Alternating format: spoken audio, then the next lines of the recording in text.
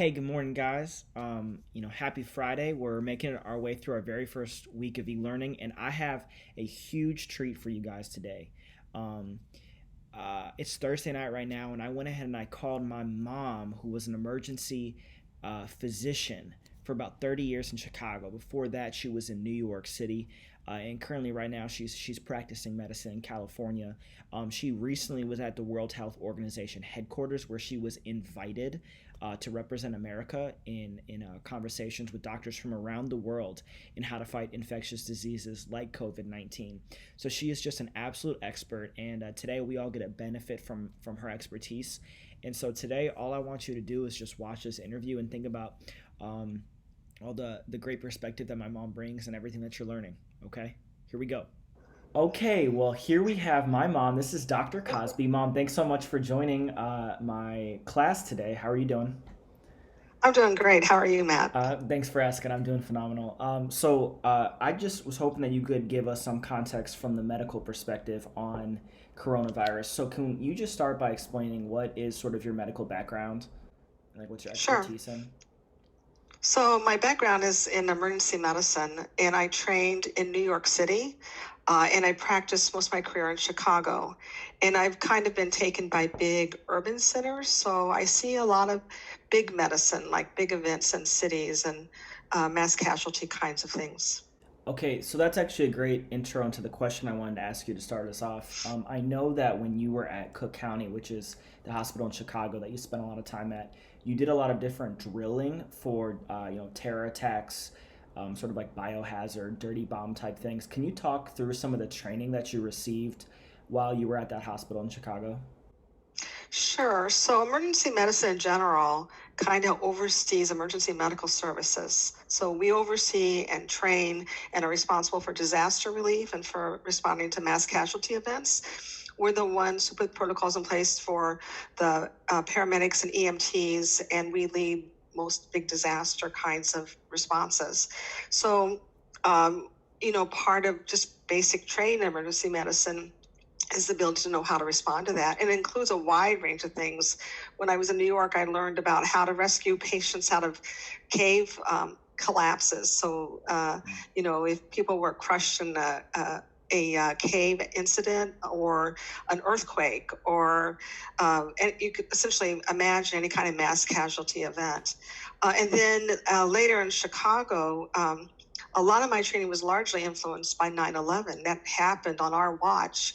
And after that, we had a lot of concerns about what was going to happen to the world. We felt that there were people out to weaponize all sorts of biological agents and poisonings. And so we actually developed disaster plans. So, say if on the subway someone released sarin gas or an organophosphate, which is a bad chemical that can stop you from breathing, we had to know how to respond in case suddenly the city was at risk. And so we drilled, and we also made big plans. And some of the times these are tabletop exercises where you figure out step by step how you respond to incidents and then how you would be prepared. Because in the moment when such an event happens, you don't have time to go get what you need. Right. It needs to be ready at hand. Everyone needs to have a plan. Everyone needs to understand what the plan is. So we did a lot of drills around that. And there are even sort of secret places where some of the antidotes for nerve agent antidotes and some of the medical supplies we need that are not commonly stocked in hospitals are stored in places that we know how to reach in the event that such a disaster happens. We've been reading about Italian doctors that have been doing triage, and I know that you were trained in triage, and that was part of like the disaster prep that you had to do, and even might have been implemented on some nights that you were in the ER. Can you explain to us how triage works, Sure. and just sort of what is occurring in Italy, and what could lead American hospitals to be forced to use triage?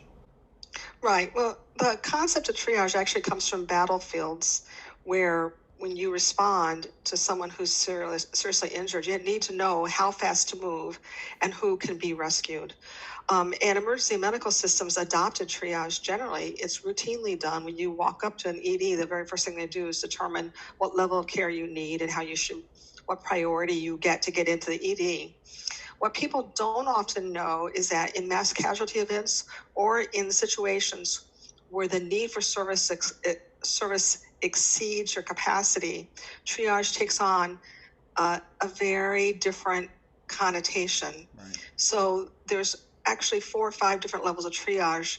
One is red, which means that person's going to die if you don't do something right away. It's going to take a fair amount of resources, but you have a reasonable chance of saving their life. Yellow is someone who can wait, kind of wait their turn. They need care. You're going to get to them, but they will be okay if you let them wait. And green are considered the walking ambulatory. They can get themselves to care if they needed to. If you take care of everyone else, then you turn your direction to them. But there's 2 other categories that are very poignant. One is a healthcare provider.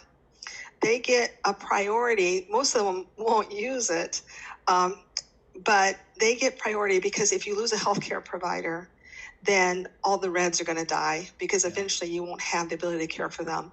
And the second is the hardest and the one that we least like to cope with, and that's black. Black could mean they're dead, but often it means they're so ill that unless you expend tremendous resources, they're not going to survive. And when resources are limited, you can't attend to them and you leave them to die. No one wants to be in that position, but there are times when you may face that.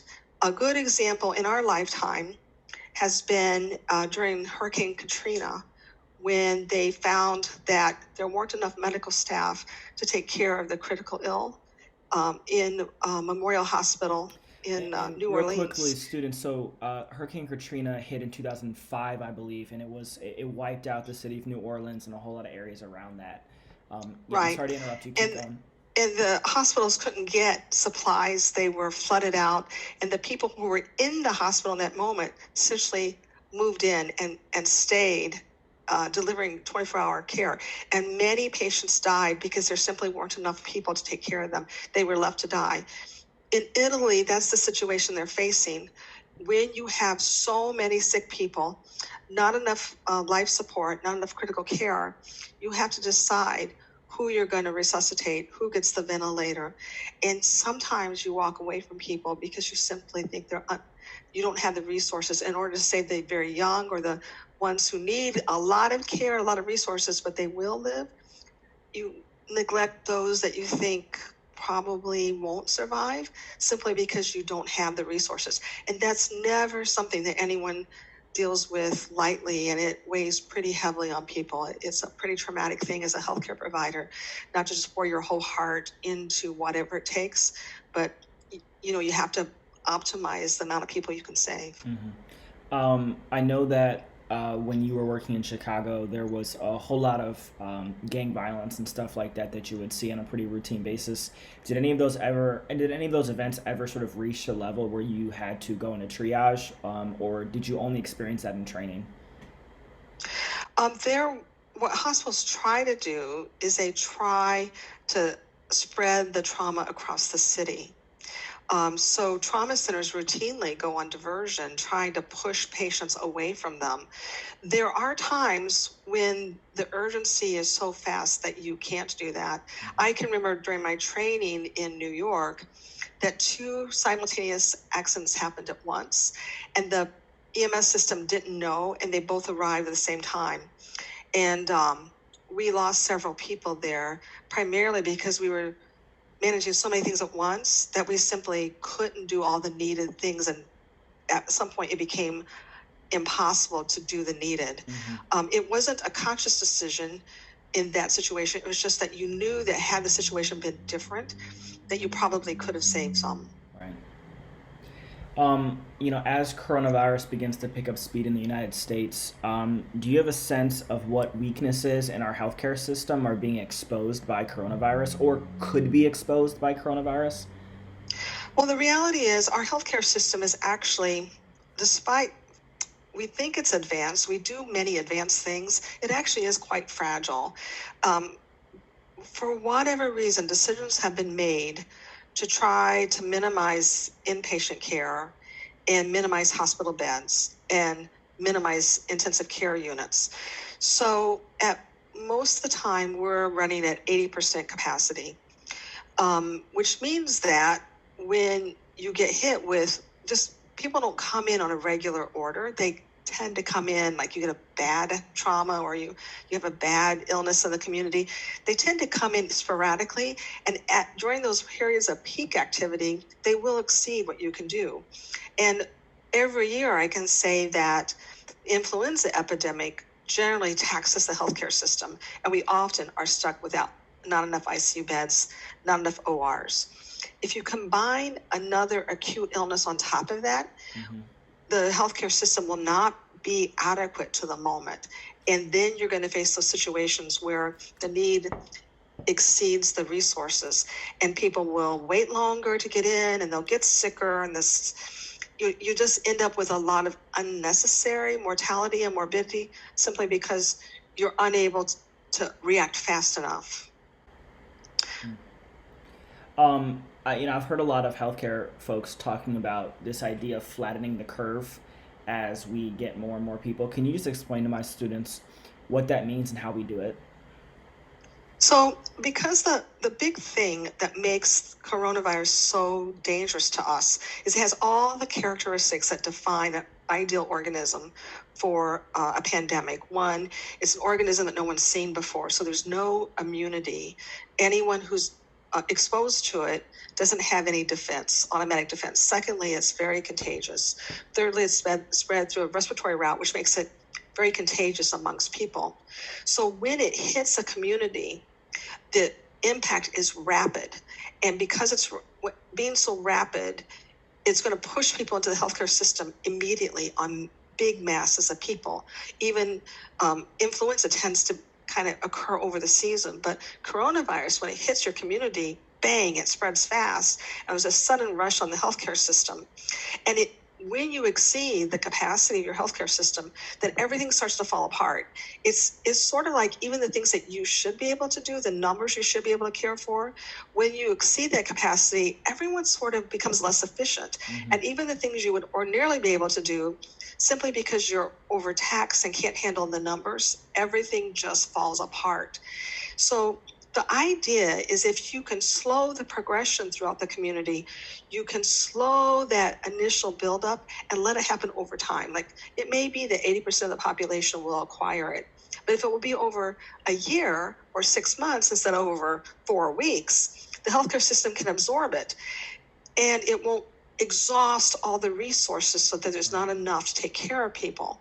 So by social distancing, the whole idea is that you try to avoid exposure so that it's more gradual and we can absorb it. Meanwhile, people are going to be working on solutions, and we're going to be developing a vaccine. We're going to come up with other strategies, but those measures are really slow.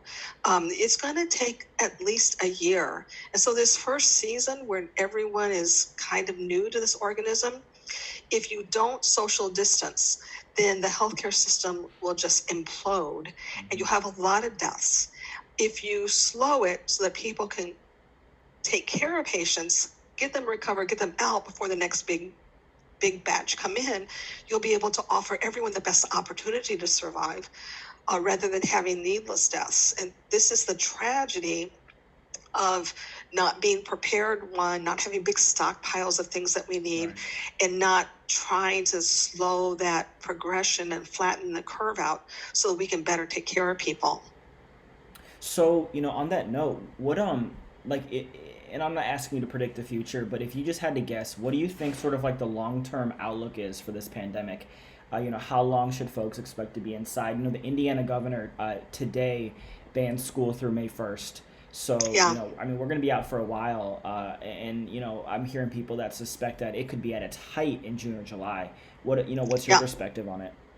Well, there's no way to know until you watch the curve. Epidemiologists look at the slope of the curve showing the number of new cases.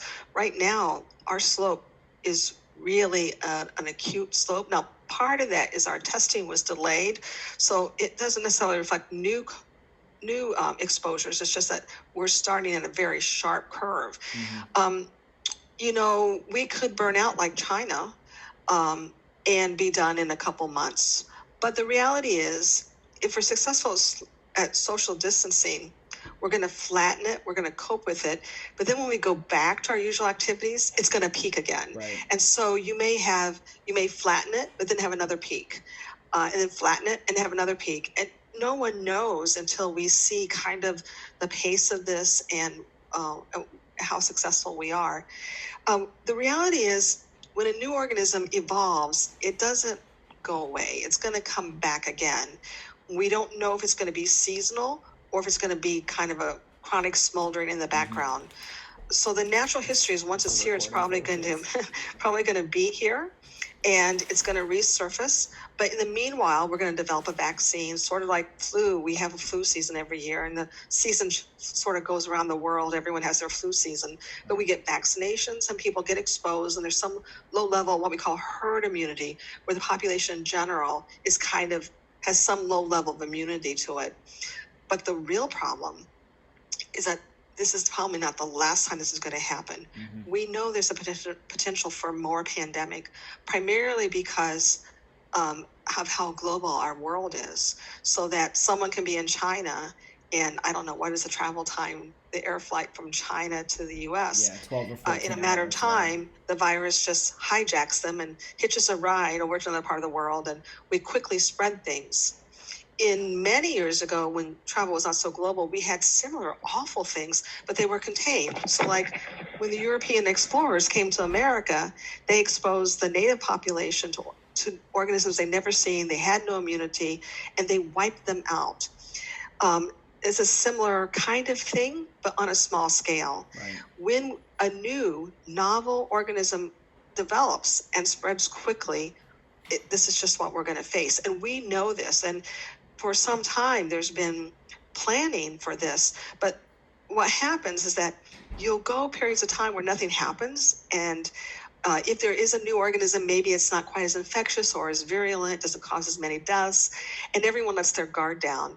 And then the perfect storm, the organism that kills, that spreads quickly, that is totally novel, to which no one has immunity, mm-hmm. then strikes. We're flat-footed, and we forgot that we had to be vigilant, and we had to have our plans in order. So, I mean, that sounds like it's, even if we, over a long term kind of overcome coronavirus, it sounds like you're not particularly hopeful in terms of pandemics in general because of the things that jump from animals to humans. Well, I mean, there's many ways of looking at things, right? You can be fatalistic, you can be mm-hmm. optimistic. Some of these things require a perfect combination of things to come together to make something really bad. Right. There are lesser variations of the same thing. Mm-hmm. So the fact that our influenza strains mutate every year, they're not perfectly novel. In the same way, there are some things that may be novel, like SARS and MERS. Those were two other kinds of similar organisms, but they just were not quite as virulent and didn't end up causing such a problem. So there will be lesser versions. There's always the potential of something like this. So, it's hard to foresee the world. You mm-hmm. hope that this perfect storm doesn't happen, right. Once in a century. Now, I did want to give you a chance to talk about the World Health Organization. So you recently had the incredible honor and privilege to be one of the experts representing the United States at the World Health Organization in Switzerland, I believe. Yeah. Can you just talk about what was that like, and then also what is the World Health Organization's role in this pandemic? Yeah. So the World Health Organization is a part of the UN. It's an organization that represents the entire world, and they have representatives from the entire world. So most healthcare systems, I think, call them ministers of health, and those are representatives who work with this global organization to deal with major healthcare crises. And so for parts of the world, part of what they've done is I think the World Health Organization is sort of famous for eradicating smallpox. They take on big global health issues. So some of them are very basic, like clean water and sanitation, which in some countries is critical for right. keeping a a population healthy, but they're kind of basic for really highly evolved countries with a lot of resources. So anyway, historically, it was of great significance to me. I was there primarily because of an interest in patient safety, which is trying to prevent harm that come to people in the course of healthcare. But the timing was perfect to be there as this crisis was happening. And even as we were there, at the last minute, some participants couldn't attend because they were being quarantined. The Italians couldn't make it. But it was a wonderful time to meet with people and think about strategies and share our experiences. I met people from all over and have friendships around the globe, and sort of camaraderie against the things that we all care deeply about, making the world a safer place and improving healthcare for everyone. I should say one of the most humbling things to me is this is not a political statement, because I won't say politically what I think about this, but one of the main statements that the healthcare organization says is that every citizen should have access to healthcare. And in the United States, we still deal with many uninsured or underinsured people who don't have ready access to healthcare. And so I'm sitting there from one of the wealthiest countries in the world, in the WHO, kind of trying not to look up as they talk about this main principle that all the other countries seem to think is also the beginning point for quality care. It is amazing to understand that there are organizations who are trying to bring the world together to solve great problems. And they have done a lot to eradicate disease throughout the world. And they are the epicenter of all knowledge and information about this current crisis. And the people there are incredibly committed and bright, and they draw on the greatest resources around the world. So if there's anything that's hopeful, I think that what's lacking in our response to the coronavirus is the human tendency to not plan and the lack of implementation. But I can't tell you how many passionate, committed people there are who are willing to put their lives at risk to do the needed to protect the world from things like this. And that should give us all great hope. We may be imperfect and we may not implement things well, but there's so many wonderfully bright, talented people out there who are going to do everything they can to help us. And when the WHO speaks and tells you what their recommendations are, you should listen, because they know what they're talking about, and they do it out of passion, and they're looking out for you. Well, that's a really fantastic place to kind of head towards an ending. Before we close things out, are there any other stories or thoughts that you wanted to share? Well, not really, except I think that if I could leave a message to people, it's hard when you can have several responses to something like this. It's an abstract idea to most healthy people that this little virus could cause so much trouble. And it seems like a lot of trouble and a lot of bother, and the disruption in your life, if it messes up your prom, it messes up your sports season, I'd be mad, and I can understand tremendous disappointment. But if you could rephrase it and think about how you have this moment in history to be sort of at the front seat of something, and think about what you can do when you become of age and you're leading the world, that maybe you can do a better job and you can learn the lessons that others haven't. And if you can take some inspiration from that and try not to think too much about the disappointment and don't deny it, allow yourself to recognize what's really happening around you and think about what you can do, because our generation is going to pass through, and we're going to be looking to the next generation to make the changes globally that we need to make this world safe. Well, thank you so much. This was really awesome, and I know my students are going to really appreciate hearing your expertise on the issue, and just hearing from somebody who's kind of been on the front lines for decades. So, thank you so much for this interview, and My pleasure. really appreciate it. We might bring you back. Okay, everybody stay safe. Okay, guys, I hope you enjoyed the interview with my mom. If you have questions or messages that you want to get to my mom, I'm hoping to have her back on over the course of the next few weeks, months, however long this takes.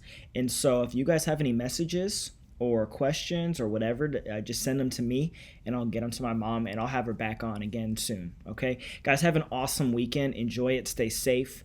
I hope you guys are finding something to kill the time. And I will see you for more e-learning on Monday.